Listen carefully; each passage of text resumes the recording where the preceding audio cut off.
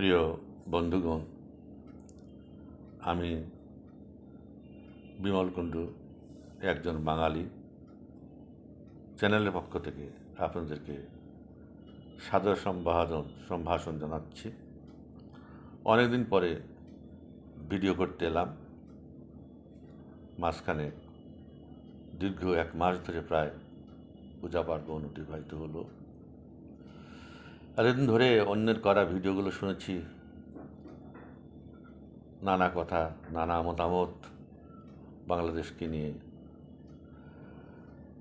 দেশ গণতান্ত্রিক পথে আবার কবে ফিরে আসবে, কবে নির্বাচন হবে, বর্তমান সরকার কীভাবে দেশ চালাচ্ছে, এই সমস্ত আলোচনা আপনারা শুনেছেন বিভিন্ন চ্যানেলের মাধ্যমে। আমার উপলব্ধি থেকে আজকে 2-1টি কথা আপনাদের সঙ্গে বলতে এসেছি। প্রিয় বন্ধুগণ, 2024-এর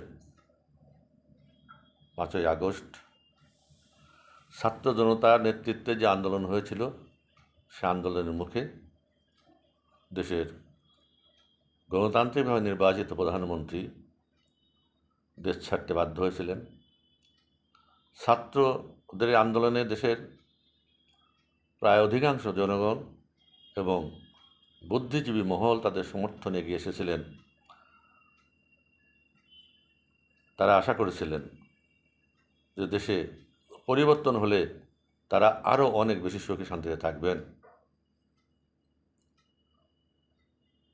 কেমন করে কীভাবে দেশের নেতৃত্ব দেওয়ার জন্য একটি অন্তর্বর্তীকালীন সরকার গঠন করা হলো, দেশের অধিকাংশ মানুষ কিন্তু এই বিষয়টা বুঝতে পারেননি। আমরাও এটা বুঝতে পারিনি, অবগত হতে পারিনি যে কীভাবে ডক্টর ইউনূসকে নিয়ে এসে দেশের দায়িত্ব দেওয়া হলো। মানুষ ভালোই মনে করেছিলেন যে তার মতো একজন নোবেলজয়ী লোক, তার হাতে দেশ খুব ভালোভাবে চলবে এবং বাংলাদেশের মানুষ সুখে থাকবে এবং এক লাফে বাংলাদেশ তার 18 কোটি জনগণকে নিয়ে একদম স্বর্গীয় সুখ অনুভব করবে। ডক্টর ইউনূসের নেতৃত্বে যে সমস্ত ছাত্ররা আন্দোলন করেছিল তাদের বেশ কয়েকজনকে নিয়ে এবং তার ইচ্ছামতো তার এনজিও সংগঠনের কিছু লোককে নিয়ে একটা অন্তর্বর্তীকালীন সরকার গঠন করা হলো এবং দেশের সংবিধানের আওতায় মহামান্য রাষ্ট্রপতি শাহাবুদ্দিন সাহেব তাদের শপথ বাক্য পাঠ করালেন। এই সব কিছু নেতৃত্বে ছিলেন দেশের সেনাবাহিনী প্রধান জেনারেল ওয়াকার। তিনি দেশবাসীকে আশ্বস্ত করেছিলেন তার উপর বিশ্বাস রাখতে। দেশবাসী বিশ্বাস রেখেছিল, কিন্তু তারপরে দেখা গেল যে সারা দেশব্যাপী লুটপাট, অগ্নিসংযোগ, মানুষ হত্যা নির্বিচারে চলছে। প্রথম যে আঘাতটা এলো সেটা এলো দেশের পুলিশ প্রশাসনের উপর। একের পর এক থানা আক্রমণ করে জ্বালিয়ে পুড়িয়ে দেওয়া হলো, বহু সংখ্যক পুলিশকে হত্যা করা হলো এবং থানার যে সমস্ত আধুনিক অস্ত্রপাতি ছিল সে সমস্ত লুটপাট হয়ে গেল। অনেকের ধারণা যে প্রায় 3,500 পুলিশকে ওই সময় দুষ্কৃতিকারী বা আন্দোলনে যারা ছিলেন তারা হত্যা করেছে এবং সেটা আন্দোলনকারীরা নিজেরাই স্বীকার করেছেন। স্থানীয় সরকার মন্ত্রণালয়ের উপদেষ্টা জনাব আসিফ সবুজ ভূঁইয়া, মিস্টার ভূঁইয়া, তিনি নিজেই এক বক্তব্যের মাধ্যমে বলেছিলেন যে সেদিন যদি তাদের এই ছাত্র আন্দোলন করে শেখ হাসিনাকে না হটাতে পারতেন তাহলে তারা সশস্ত্র বিপ্লব শুরু করতেন। তাহলে সেই প্রিপারেশনটা তাদের ছিল এবং সেই পরিমাণ অস্ত্রপাতিও তাদের ছিল। তাতে বোঝা যাচ্ছে যে বিরাট একটা শক্তি তাদের পিছনে রয়েছে এবং এই আন্দোলনকে, এই শক্তিটাই পরিচালিত করে তাদেরকে এই পর্যন্ত নিয়ে এসেছে। তো প্রায় 8ই আগস্টের মধ্যে দেশের যেমন প্রচুর সম্পদ ধ্বংস করা হলো, জাতির পিতা বঙ্গবন্ধুর বাড়ি ধুলায় মিশিয়ে দেওয়া হলো, প্রধানমন্ত্রীর বাসভবন লুটপাট করা হলো, বহু ভাস্কর্য স্বাধীনতার চেতনা যেগুলো বহন করেছিল সেগুলোকে ধ্বংস করা হলো, সেই সঙ্গে সমস্ত পুলিশ প্রশাসনকে ধ্বংস করে দেওয়া হলো। একটা রাষ্ট্র পরিচালনা করতে গেলে যে অর্গানগুলো লাগে সেই অর্গানের একটা অর্গান এইভাবে শেষ হয়ে গেল। যেমন আমাদের এই মানব দেহের সমস্ত অর্গানগুলো অকেজো হয়ে গেলে যেমন খুব তাড়াতাড়ি মৃত্যু ঘটে, তেমনি বাংলাদেশ মৃত্যুর দিকে এক পা এগিয়ে গেল। তারপর শুরু হলো বিচার বিভাগকে ধ্বংস করা। এই ছাত্র জনতা এবং রাজনৈতিক দল যারা তাদেরকে সমর্থন করেছিল, জামাত, বিএনপি, হেফাজত, ছাত্র শিবির, তারা সম্মিলিতভাবে মব সৃষ্টি করে ঢাকা হাইকোর্ট এবং সুপ্রিম কোর্টের সমস্ত বিচারকদের হুমকি দিলেন যে তারা যদি তাদের বেঁধে দেওয়া সময়ের মধ্যে পদত্যাগ না করে তাহলে অন্য ব্যবস্থা গ্রহণ করা হবে। এইভাবে এমনভাবে মব সৃষ্টি করা হলো যে দেশের বিচারপতিগণ মান ইজ্জতের ভয়ে তারা বিচারালয় ছেড়ে পদত্যাগ করে তারা চলে গেলেন, বাধ্য হলেন। তারপর যে সরকার আসলো, অন্তর্বর্তী সরকার, তাদের ইচ্ছা মতো বিশেষ চেতনায় বিশ্বাসী বিচারক নিয়োগ করা হলো আদালতগুলিতে, এবং সেই বিচারক বা বিচার ব্যবস্থাও বর্তমান সরকারের আওতাধীনে চলে গেল। আমরা বলতে পারি যে বাংলাদেশের বিচার ব্যবস্থা পঙ্গু হয়ে গেল। 2 নম্বর অর্গান এইভাবে শেষ হয়ে গেল। বাদ বাকি থাকলো সেনাবাহিনী। সিভিল প্রশাসন তো আগেই শেষ। দেশের প্রধানমন্ত্রী পদত্যাগ করে চলে যাওয়ার সঙ্গে সঙ্গে, মন্ত্রিসভা ভেঙে দেওয়ার সঙ্গে সঙ্গে এবং জাতীয় সংসদ ভেঙে দেওয়ার সঙ্গে সঙ্গে সিভিল প্রশাসন তো ধ্বংস হয়ে গেছিল, সেটাও শেষ হয়ে গেছে। তারপর থাকলো সেনাবাহিনী। দেশের আইন শৃঙ্খলা রক্ষা করার জন্য সেনাবাহিনীকে ম্যাজিস্ট্রেসি ক্ষমতা দিয়ে নামিয়ে দেওয়া হলো। দেশে তখন এক অশান্ত পরিস্থিতি সারা দেশে বিরাজ করছে। চুরি, ডাকাতি, রাহাজানি, ধর্ষণ, অগ্নিসংযোগ একের পর এক চলছিল। কিন্তু এই অবস্থা সেনাবাহিনীকে নামিয়ে দেওয়া হলেও সেনাবাহিনী এগুলো থামানোর কোনো বিশেষ ভূমিকাই গ্রহণ করতে পারেনি। হয়তো তাদের আড়ালে আবডাল থেকে তাদের প্রতি কোনো বিশেষ নির্দেশ ছিল, এই জন্য তারা তাদের ক্ষমতা প্রদর্শন করতে পারেনি।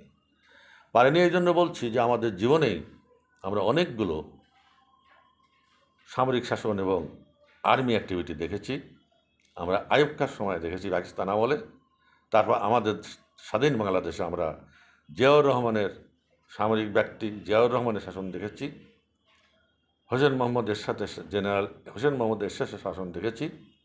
বর্তমান যিনি এই অন্তর্বর্তী সরকারের গঠন করার মূলে ছিলেন তিনি জেনারেল ওয়াকার, বাংলাদেশের সেনাবাহিনী প্রধান। তার ক্ষমতা আমরা দেখলাম, তার আচরণ দেখলাম, তার অ্যাক্টিভিটিস দেখলাম। দেশের মানুষ আশা করেছিল, কিন্তু কিছুদিনের মধ্যে তারা হতাশ হয়ে গেল যে এই সেনাবাহিনী দেশের জনগণের জন্য কোনো ভূমিকা রাখতে পারলেন না। তারা মব দমনের জন্য, লুটতরাজ, রাহাজানি বন্ধের জন্য কোনো ব্যবস্থা গ্রহণ করতে পারলেন না। এইভাবে দেশ চলতে থাকলো। অন্তর্বর্তী সরকার কতকগুলো কমিশন গঠন করলেন, তার মধ্যে একটা প্রধান হচ্ছে সংবিধান পরিবর্তন করার, নির্বাচন দেওয়ার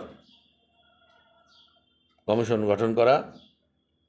কিন্তু যে সমস্ত কমিশন গঠন করা হয়েছিল বিভিন্ন সংস্কারের জন্য, তার কিছুই বৎসর যে কার হতে ঘুরে গেল, তার কিছুই এখন পর্যন্ত হয়নি। নির্বাচন নিয়ে নানান রকম তালবাহানা চলছে।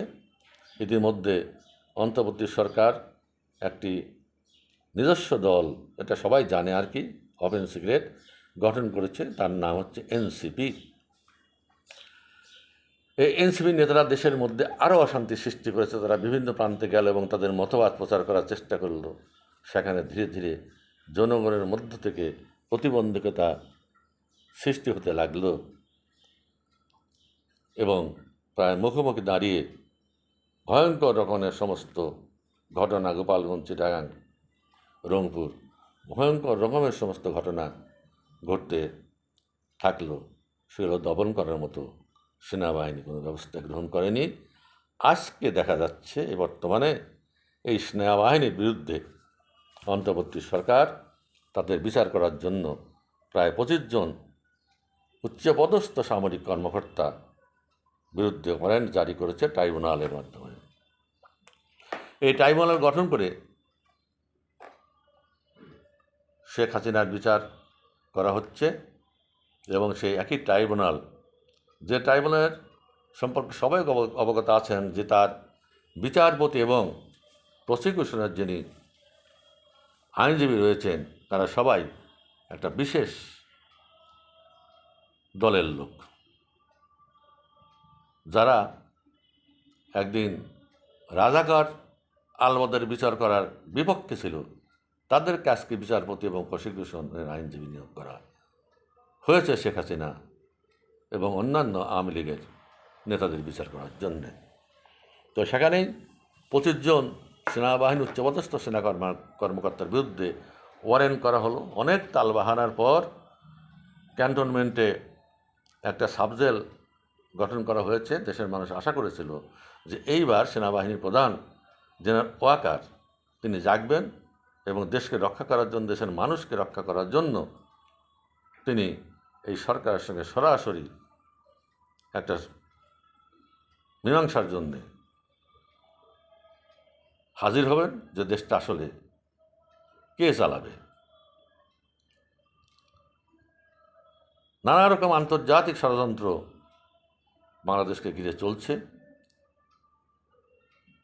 এটা সবাই অবগত আছেন যে বর্তমান অন্তর্বর্তী সরকার যিনি প্রধান ডক্টর মোহাম্মদ ইউনূস, তিনি আমাদের চিটাগাং পোর্ট মানবিক করিডোর নামে একটা রাস্তা যেখান দিয়ে বিদেশি সৈন্যরা প্রবেশ করে মিয়ানমার যাবে, সেটা আমাদের সেন্ট মার্টিন দ্বীপ, এই সমস্ত আমেরিকার হাতে তুলে দেওয়ার ওয়াদা করেই নাকি তিনি বাংলাদেশের কর্ণধার হতে পেরেছেন বা আমেরিকা তাকে এখানে সেইভাবে সেট করেছেন। সেটা নিয়ে তো বিভিন্ন চক্রান্ত চলছে। যে পাকিস্তানের কে পরাজিত করে 1971 সালে তাদের 93,000 সেনা সহ সারেন্ডার করে যাদের কাছ থেকে আমরা স্বাধীনতা ছিনিয়ে নিয়েছিলাম, বাংলাদেশকে স্বাধীন করেছিলাম, সেই পাকিস্তানের সঙ্গে বর্তমান সরকার বন্ধুত্ব গড়ে তুলেছে। অন্তর্বর্তী সরকার পাকিস্তানের সেনারা বাংলাদেশে যাতায়াত করছে, তাদের মন্ত্রী এসে ঘুরে যাচ্ছে।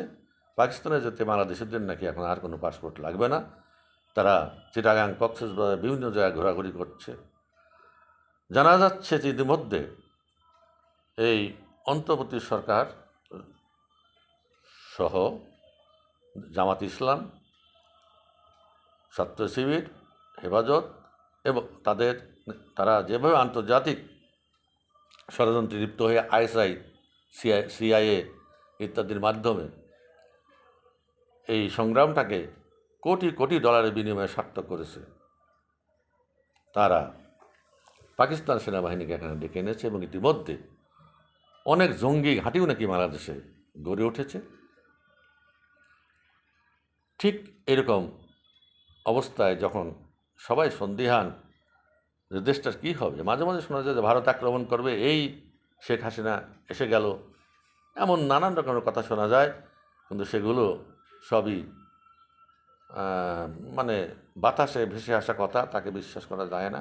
আসলে কি হতে যাচ্ছে, আসলে যেটা হলো সেটা হচ্ছে অন্তর্বর্তী সরকার প্রধান এবং তার সরকারের পরিচালিত যে অর্গানগুলো রয়েছে, তার মাধ্যমে দেশবাসীর যে একটা ভরসা ছিল সেনাবাহিনী, সেইখানে সেনাবাহিনীর কফিনে শেষ প্যারেকটি কদিন আগেই ঠুকে দেওয়া হয়েছে, যেটা কখনো হবার নয়। যে নিস্টেজ বাংলাদেশে কখনো ছিল না।